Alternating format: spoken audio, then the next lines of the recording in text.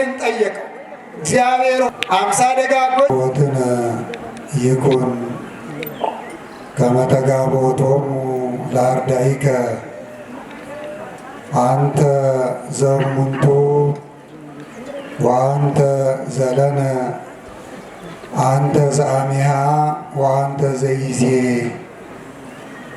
መሰብሰባችን እንደ ቅዱሳን ደቀ መዛሙርት ይሁንልን።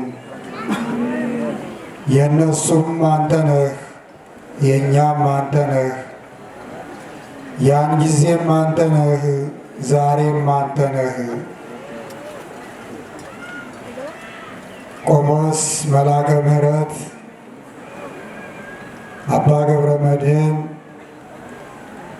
የአዲስ አበባ ሀገረ ስብከት ዋና ስራ አስኪያጅ፣ እንደዚሁም ከመንበረ ፓትርያርክ ጠቅላይ ቤተ ክህነት የመጣችው የየመምሪያ ኃላፊዎች፣ በአዲስ አበባ ክፍለ ከተማ የምታገለግሉ የሥራ ኃላፊዎች፣ መሪዎች፣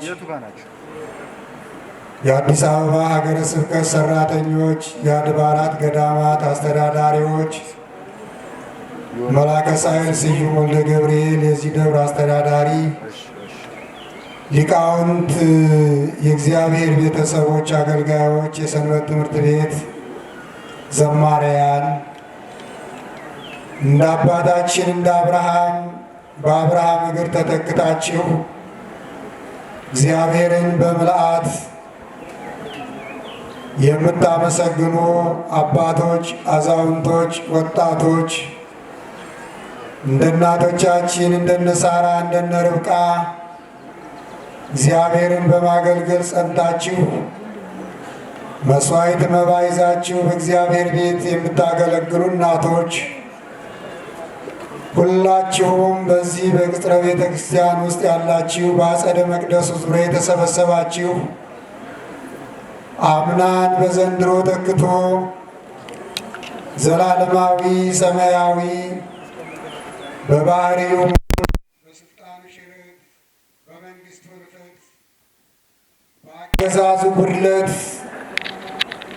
በብልጽግናው ንፍገት የሌለበት አምላካችን ዓለማትን በእጁ ይዞ የሚያስተዳድር በሰማይ ላይ የሰናፍጭ ቅንጣት ያህል ብርሃን ሰክቶ ለዓለም የሚያበራ ብርሃን ዓለማት መጋቤ ፍጥረታት አምላካችን ሳንጎድል በምልአት ሳንጠፋ በጽብዓት ጠብቆ አምና በቆምንበት ቦታ ዘንድሮም አቁሞ የታመምነውን ፈውሶ ያጣነው እንድናገኝ አድርጎ በቸርነቱ በአባትነቱ ሰብስቦ ዶሮ ጫጩቶቿን በክንፎቿ እንደምትሰበስብ በአባትነቱ ጥላ ከልሎ እዚህ ቦታ እዚህ ዕለት እዚህ ሰዓት ያደረሰን አምላካችን ክብር ምስጋና ለሱ ይሁን።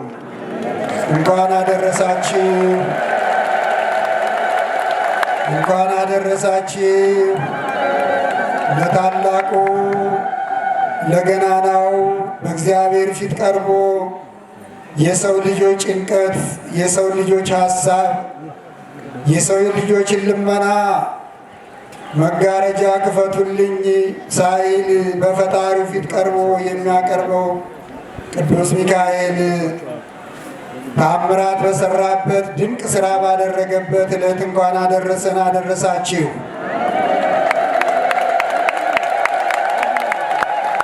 መሰብሰባችን እንደ ደቀ መዛሙርት መሰብሰብ ይሁን። የእነሱም አንተ ነህ፣ የእኛም አንተ ነህ፣ ያን ጊዜም አንተ ነህ፣ ዛሬም አንተ ነህ ያሉት አባቶቻችን 318ቱ ሊቃውንት ናቸው። በቅዳሴያቸው ደቀ መዛሙርቱ በተሰበሰቡበት አምላካችን መድኃኒታችን ኢየሱስ ክርስቶስ በጽርሐ ጽዮን በተገኘ ሰዓት የጨለማው ቤት ብርሃን ሆኗል። የፍርሃቱ ቤት ጥባት ደስታ ሆኗል። ሐዘንተኞች ተደስተዋል። ሊፈሩ የነበረው ጽኑዓን ሆነዋል።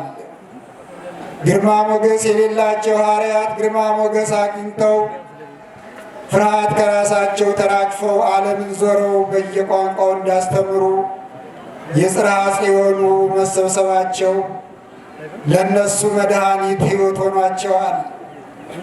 የ3 ዓመት የሕይወት ጉዟቸው በጽርሐ ጽዮን ተሰብስበው መንፈስ ቅዱስ እንደ ብርሃን በተጎናጸፉ ሰዓት ያን ጊዜ ሹመታቸውን አግኝተዋል።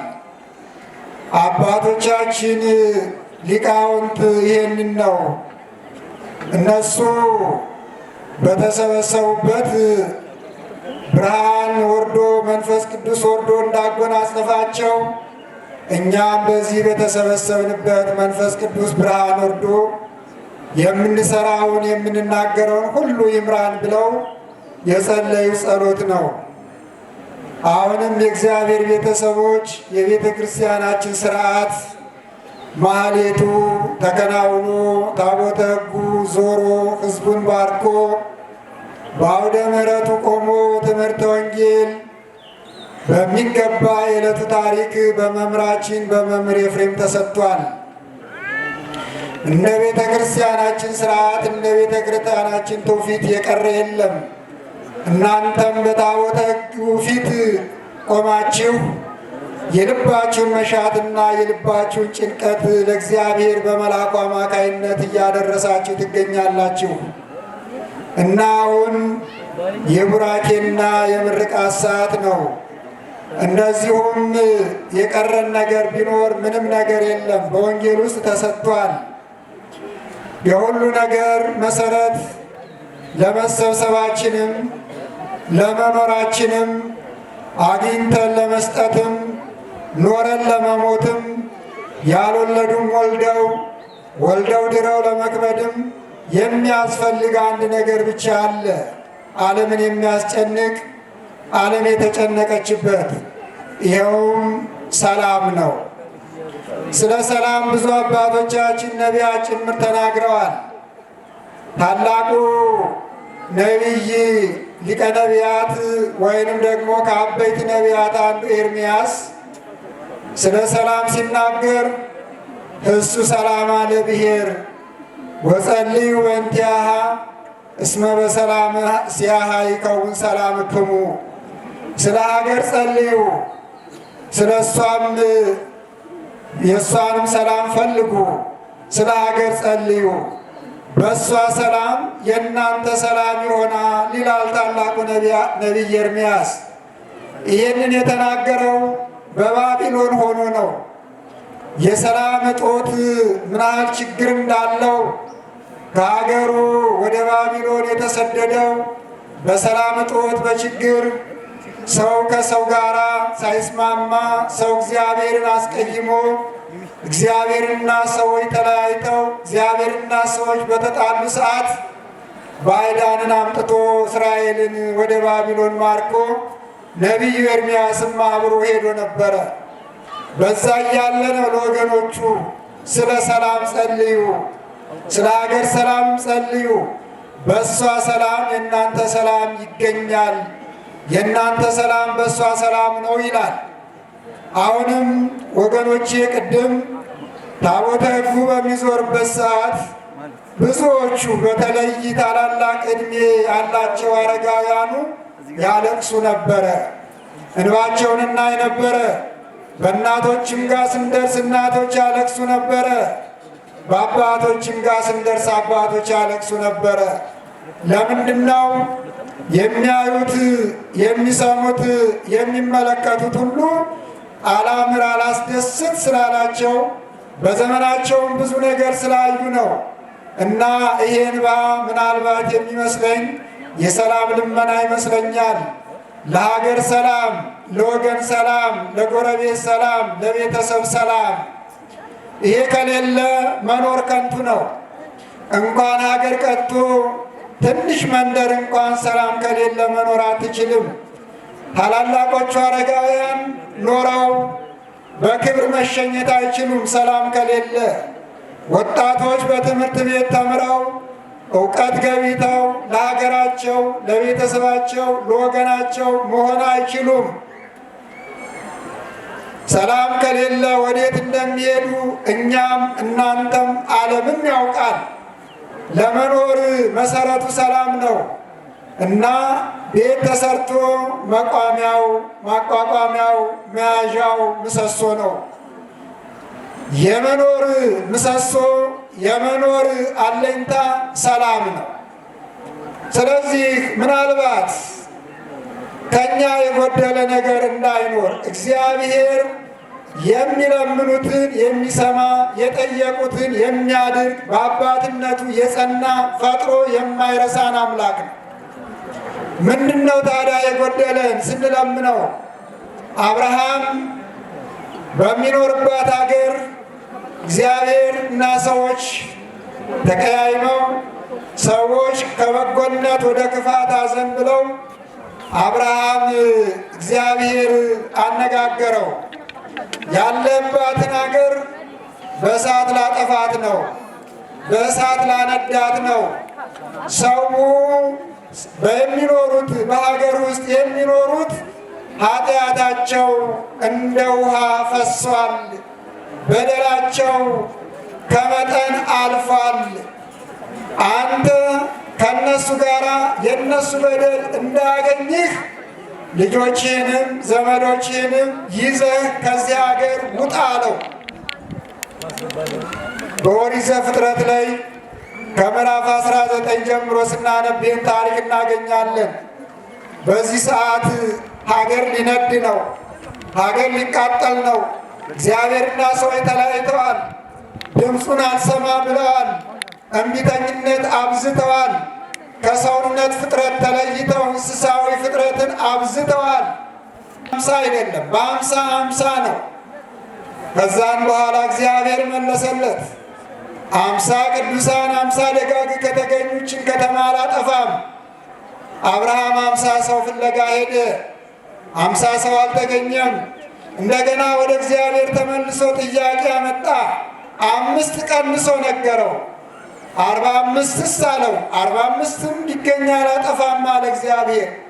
እየቀነሰ ሄዶ 10 ጋር ደረሰ። 10ም ጠፋ። ከዛ በኋላ አብርሃም ከእግዚአብሔር ጋር መነጋገሩን አቆመ ይላል። ምንም ደጋግ ሰዎች ስለጠፉ ከ50 እስከ 10 በሚፈልግበት ሰዓት አልተገኘም። የእግዚአብሔር ቤተሰቦች እግዚአብሔር ሰዎችን ፈልጎ አቶስ እንደሆነ ጸሎታችንስ ልመናችንስ ለይስሙላ እንደሆነ መቆማችንስ ለእይታ እንደሆነ የልባችንና እግዚአብሔር ፊት የመቆማችን አንድ አይነትስ እንዳልሆነ እግዚአብሔር ነው የሚያውቀው። ለምንድን ነው እግዚአብሔር ይህን ያህል ስንጠራው ለምንድን ነው ያልሰማው? ጨካኝ ነው ልንል ይሆናል። የእኛ ልቦና ምን ይመስላል? እስቲ እንጠያየቅ፣ እንተያይ። ምድሪቱ ምንድን ነው የምትመስለው? በምድሪቷ ላይ የሚኖሩት ምንድን ነው የሚመስሉት? ትልቁ እግዚአብሔር የሚሻው ለዓለም የመጣው ለፍቅር ነው። ሰማይን ሰንጥቆ በድንግል ማኅፀን ውስጥ ያደረው ፍቅር ሰሐቦ ለወልድ ወልድን ከሰማያት ፍቅር ስቦ ወደ መሬት አመጣው። በማኅፀን በሰው በድንግል ማኅፀንም እንዲወሰን አደረገው። ፍቅር እስከ መስቀል አደረሰው፣ እስከ ደም ማፍሰስ አደረሰው፣ በመስቀል ላይ ዘረረው። ይሄ ሁሉ ስለ ፍቅር የተደረገ ነው። እግዚአብሔር የሞተለትን እግዚአብሔር የመጣለትን ገንዘብ ሳናደርግ እንዴት እግዚአብሔር እኛን ያያል? እንዴት ይመለከታል? ወንድም ወንድሙን እየጠላ እህት እህቷን እየጠላች እግዚአብሔር በምሳሌው በእሱ አርአያነት ፈጥሮን ወንዝ እየቆጠርን ውሃ እየለካን ግንድ እየቆጠርን የየኖርን አይደለም ወይ? እዚህ ጋር እግዚአብሔር እንዴት ይገኛል? እዚህ ጋር እግዚአብሔር እንዴት ያነጋግረናል? እዚህ ጋር እግዚአብሔር እንዴት መዓቱን በቃ ይለናል? አረ እንመለስ። ይሄንን ነው የምላችሁ።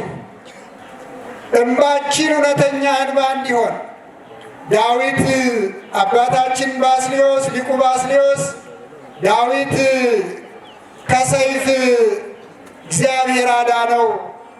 ዳዊት እግዚአብሔር ከሰይፍ ያዳነው ሰይፍ ይዞ አይደለም፣ ጦር ይዞ አይደለም፣ መሳሪያ ይዞ አይደለም፣ በጸሎቱ ነው። ወሚት መዓተከ እምኔነ፣ መዓትህን ከኔ መልስ፣ ለባዕድ አሳልፈህ አትስጠኝ በማለቱ ነው። ዳንኤልም ከአናብስት አፍ ዳነ። ዳንኤልም ከአናብስት አፍ የዳነው መሳሪያ ይዞ ታንክ ይዞ መትረየስ ይዞ አይደለም፣ በጸሎት በጾም ነው የዳነው።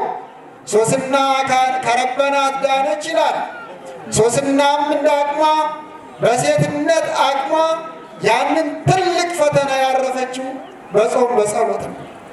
አናንያ፣ አዛርያ፣ ሚሳኤል ከእሳት የዳኑት በጾም በጸሎት ነው ይላል። እነዚህ ሁሉ ፍቅር ያስፈልጋቸዋል። የፍቅር ሸማ ከላያችን ተራቁጠን ራቁታችንን ቆመን የይምሱላ የይምሰል እግዚአብሔርን አቤት አቤት ብንለው እሱ ያውቃልና አይቀበለንም። በፊት እሱን ከመጥራታችን በፊት ወንድማችንን እንውደድ፣ እህታችንን እንውደድ፣ እርስ በርሳችን እንዋደድ። ዘር እየቆጠርን ወገን እየቆጠርን አጥንት እየቆጠርን ብሔር እየቆጠርን ይሄ የኔ ነው እያልን እግዚአብሔር ይቅር ይለናል ይለመነናል ማለት ዘበት ነው። እንዲህ ካለው ትውልድ እግዚአብሔር ዝም ይለዋል እንዲጠፋ። መዓት መከራ በመጣ ሰዓት ደግሞ እገሌ ኃያል ነው፣ እገሌ ደካማ ነው፣ እገሌ ባለጸጋ ነው፣ እገሌ ባለ ወገን ነው፣ እገሌ ባለ ታንክ ነው፣ እገሌ ባለ መትረየስ ነው አይደለም። የእግዚአብሔር እጁ ኃይለኛ ነው፣ ድንጋይ ይቀጠቅጣል፣ እንደ ሰም ያቀልጣል። የእግዚአብሔር እጅ በመጣ ሰዓት ማንም የሚተርፍ የለም፣ መሸሸጊያም የለም ከእግዚአብሔር እጅ። ከአንተ እጅ ወዴት አመልጣለሁ? እንደ ንስር እንኳን ክንፍ ኖሮኝ እስከ ዓለም ዳርቻ ብበር አንተ የሌለበት የለም። አንተስ አንተማ አንተ ነህ ይላልና እግዚአብሔር በመጣ ሰዓት ሰዶምን አጥፍቷታል፣ ገሞራን አንዷታል። እግዚአብሔር በመጣ ሰዓት ዓለምን በንፍር ውሃ አጥለቅልቆ አጥፍቷታል። እግዚአብሔር በመጣ ሰዓት እግዚአብሔር የሚመልሰው ዳኛ የለም። በዳኛ በጠበቃ በዋስ አይመለስም። እግዚአብሔር የሚመለሰው በንጹሕ ልቡና ነው። እግዚአብሔር የሚመለሰው በፍቅር ነው። እግዚአብሔር የሚገኘው የሚመጣው በሰላም ነው። የሰላም ቤታችን የሰላም ቤት ሲሆን፣ ፍቅራችን እውነተኛ ፍቅር ሲሆን፣ ከመሪ እስከ ተመሪ ከተራ እስከ ታች እስካለው ሁሉም አንድ ሆኖ እግዚአብሔርን ሲጠይቅ ምድሪቷ የሰላም ምድር ትሆናለች። የዘሩባትን ታበቅላለች፣ የተከሉባትን ታፈራለች፣ የተወለዱባት ይባረካሉ። የምድር የሰላም ምድር ትሆናለችና ስለዚህ ሁላችንም የሰላም ሰዎች እንሁን። መልእክታችን እዚህ ላላችሁት ብቻ አይደለም፣ በመላ ለኢትዮጵያ ላሉት ከዛም ተርፎ ለዓለም ላሉት በወንዝም ላሉት በተራራ ላይም ላሉት በኮረብታ ላይም ላሉት ዘርም ለሚቆጥሩት ወንዝም ለሚለኩት ለሁሉም ነው ይሄ መልእክታችን። እዚህ ግቢ ውስጥ ላላችሁት ብቻ አይደለም እና ወታደሩም ድንበር ይጠብቃል፣ በየቦታው መሯሯጡን ትቶ ገበሬውም አርሶ ያመርታል፣ ሽማግሌዎችም በቀያቸው ይጦራሉ፣ ተማሪዎችም ደብተር ይዘው ወደ ትምህርት ቤት ይሄዳሉ፣ ለእናትና ለአባቶቻቸው ብርሃን ይሆናሉ። አለዛ ግን ወጣቶች ከትምህርት ቤት ከቀሩ ወላጆች እናቶች ልብሳቸውን ዘቅዝቀው አባቶች ጢማቸውን እየረጩ ለቅሶ ነው የሚሆነው እና ስለዚህ እግዚአብሔር እንዲለመነን እንዲቅርልን በንጹሕ ልቡና እግዚአብሔር እንጠይቅ። ወጣቶች ዛሬ 75% ወጣት ነው። እምንለምናችሁ እምንጠይቃችሁ ነገር አለ። ያውም የቤተ ክርስቲያን መልእክት ነው። ዛሬ እናንተ ለቤተ ክርስቲያናችሁ ምትክ ሆናችሁ በአባቶቻችሁ እግር የምትተኩ ናቸው። ይሄ ቤተ ክርስቲያን ታሪኩ ሲነገር 1700 ዓመት ሆኖታል ይባላል። 1700 ዓመት የሆነው ሰው እዚህ ውስጥ የለም። ነገር ግን የዛሬ 1000 ዓመት የነበሩ አባቶች የልጅ ልጆች ናችሁ። እናንተ የልጅ ልጆች ናችሁ። ዘር እየተተካካ እንጂ 1000 ዓመት የሚኖር የለም። እናንተ ነገ አባቶቻችሁን ተክታችሁ እችን ቤተ ክርስቲያን የምታስተዳድሩ ወጣቶች የሰላም ሰዎች ሁኑ፣ የእውነት ሰዎች ሁኑ። ፍቅር ይኖራችሁ። በኪሳችሁ በያዛችሁት ድምፅ በሌለው መሳሪያ አትጫረሱ። እውነት ተናገሩ። ጥቅም እናገኛለን ብላችሁ ወንድማችሁን የሚጎዳ እህታችሁን የሚጎዳ ነገር አትስሩበት። የሰላም መልእክት አስተላልፉበት። አባቶቻችሁ እንዲመርቋችሁ፣ ሲያረጁም እንድታጎርሷቸው፣ ሲሞቱም እንድትቀብሯቸው እባካችሁ። እንደገና ደግሞ ፍቅር ይኖራችሁ፣ ትህትና ይኑራችሁ። እግዚአብሔርንም ሰውንም አክብሩ። በትምህርት ቤት ስላላገኛችሁት በቤተ ክርስቲያን እኮ ታገኙታላችሁ። ይህን ትምህርት ግብረ ገብነቱ፣ መንፈሳዊነቱ፣ ታላቅህን አክብር፣ አገርህን ውደድ፣ እግዚአብሔርን ፍራ የሚለውን በትምህርት ቤት ስለማታገኙት ዛሬ በዚህ መድረክ ላይ እንነግራችኋለን እና እግዚአብሔርን አክብሩ፣ ታላላቆቻችሁን ፍሩ፣ እግዚአብሔርን ፍሩ፣ ታላላቆቻችሁን አክብሩ፣ እናት አባቶቻችሁን ጥሩ። እንደገና ለጠራችሁ ሁሉ አቤት አትበሉ። እሺ፣ ለጠራችሁ ሁሉ አቤት አትበሉ። ለማረካችሁ ሁሉ እጅ አትስጡ። እናንተ የአባቶቻችሁ ልጆች ናችሁ። የሐዋርያት የነ ጴጥሮስ የነ ጳውሎስ የነ ያዕቆብ የነ ዮሐንስ የ318ቱ ሊቃውንት ልጆች ናችሁ። የነ አትናቴዎስ የነ ጎርጎርዮስ የነ መቃርዮስ የነ ባስልዮስ የነ ዮሐንስ አፈወርቅ ልጆች ናችሁ። መጤዎች አይደላችሁም። ያገኘ ሁሉ ማርኮ አይውሰዳችሁ። እናንተ የኦርቶዶክስ ተዋሕዶ በ40 በ80 ቀን በሥላሴ ማኅተምነት የታተማችሁ ናችሁ። ማኅተባችሁ በ80 በ40 ቀን ያገኛችሁትን ማኅተም በየጎዳናው አትበጥሱት። ይሄ የአባቶቻችሁ ታሪክ የኢትዮጵያውያን ታሪክ አይደለም። ማኅተምን በጥሶ ታሪክን አጥፍቶ ኢትዮጵያዊ ነኝ ማለት አይቻልም። ደፍረን ነው የምንናገራችሁ። ኢትዮጵያውያን አባቶቻችሁ እግዚአብሔርን አክብረው ሰውን እንደ አብርሃም አብልተው አጠጥተው እንደ ያዕቆብ እግዚአብሔርን ፈርተው የኖሩ አባቶቻችሁ ናቸው። እነሱን መሰሉ። እናንተ እስራኤላውያን ምን ነካችሁ አለ ኢሳይያስ በምዕራፍ 52 ላይ። ምን ነው ምን ነካችሁ? አባታችሁ አብርሃምን እናታችሁ ሳራን ተመልከቱ፣ እነሱን ምሰሉ አለ። እናታችሁ ሳራን አባታችሁ አብርሃምን እንድትመስሉ እግዚአብሔር ይርዳችሁ። ገባችሁ ያልኳችሁ? ተረዳችሁ ያልኳችሁ? አዎ፣ በየጎዳናው በየፌርማታው ማኅተባችሁን አትበጥሱ። ግድ የላችሁም። ማንም ብልጥ ሆኖ መንግሥተ ሰማያት የሚገባ የለም በጥበብ። ማንም ሞኝ ሆኖ ከመንግሥተ ሰማያት የሚቀር የለም። በብልጠት የእግዚአብሔር መንግሥት አትወረስም። በዘዴ የእግዚአብሔር ደጅ አትገኝም። የእግዚአብሔር ደጅ የምትገኘው በታማኝነት ነው። ወኩን መሃይምነ እስከ ለሞት ወውበከ አክሊለ ሕይወት።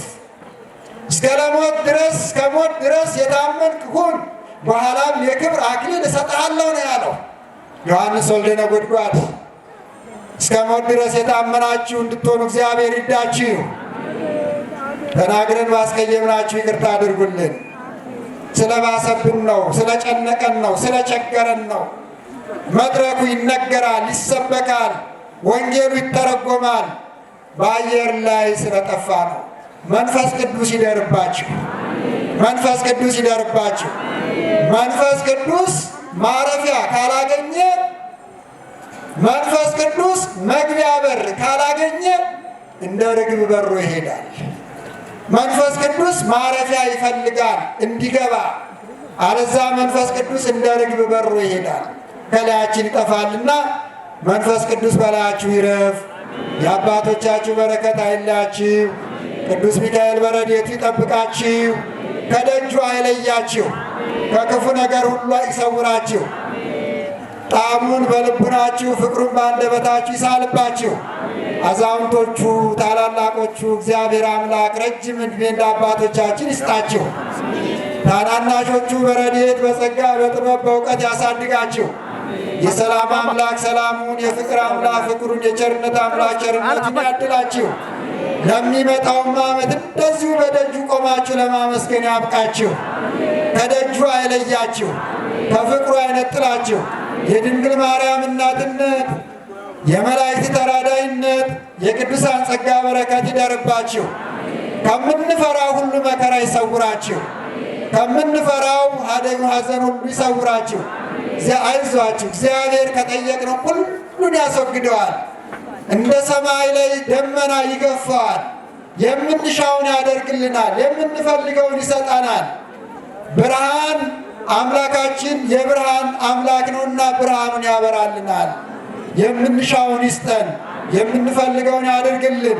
ስናንኳኳ ይክፈትልን፣ ሲርበን ይመግበን፣ ሲጠማን ያጠጣን፣ ስንታመም ይማረን። አምላካችን ዛሬ ዕለት እዚህ ሰዓት እንዳደረሰ ለመጪው ዓመት በሰላም ጠብቆ ያድርሰን። ቅዳሴውን በሰላም እንድንፈጽም ፈቃድ ይሁንልን። ለዓመቱ ያድርሰን ያድርሳችሁ። አባታችን ስምህ ይቀደስ፣ መንግሥትህ ትምጣ፣ ፈቃድህ በሰማይ እንደሆነች እንዲሁም በምድር ትሁን። የዕለት እንጀራችንን ስጠን ዛሬ፣ በደላችንንም ሁሉ ይቅር በለን እኛም የበደሉንን ይቅር እንደምንል። አቤቱ ወደ ፈተና አታግባን፣ ከክፉ ሁሉ አድነን እንጂ መንግሥት ያንተ ናትና፣ ኃይል፣ ክብር፣ ምስጋና ለዘላለሙ አሜን። እመቤታችን ቅድስት ድንግል ማርያም ሆይ በመልአኩ በቅዱስ ገብርኤል ሰላምታ ሰላም እንልሻለን። በሐሳብሽ ድንግል ነሽ፣ በሥጋሽም ድንግል ነሽ። አሸናፊ እግዚአብሔር እናት ሆይ ሰላምታ ለአንቺ ይገባሻል።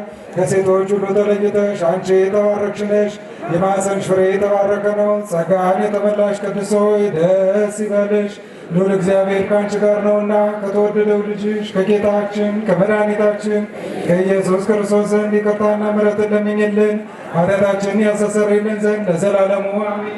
ጌታችን አምላካችን መድኃኒታችን ኢየሱስ ክርስቶስ የካህናት አለቃ ኃጢአትን ይቅር የሚል በደልን የሚያቃልል ለአባቶቻችን ለሐዋርያት ሥልጣነ ክህነትን የሰጠ በምድር ያሰራችሁት በሰማይ የታሰረ ይሆናል፣ በምድርም የፈታችሁት በሰማይ የተፈታ ይሆናል ብለሃልና አሁንም ከሠራነው ኃጢአት ከበደልነው በደል የመንግሥት ወራሾች እንሆን ዘንድ እግዚኦ መሐረነ ክርስቶስ።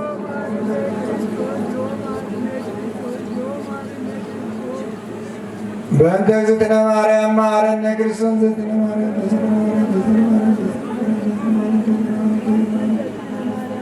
ጌታዬ ኢየሱስ ክርስቶስ ሆይ ኃጢአትን ይቅር የምትል በደልን የምታቃልል የኔንም የወገኖቼንም ኃጢአት ይቅር በል። የማይሠራ ኃጢአት ሁሉ እግዚአብሔር ይፍታ።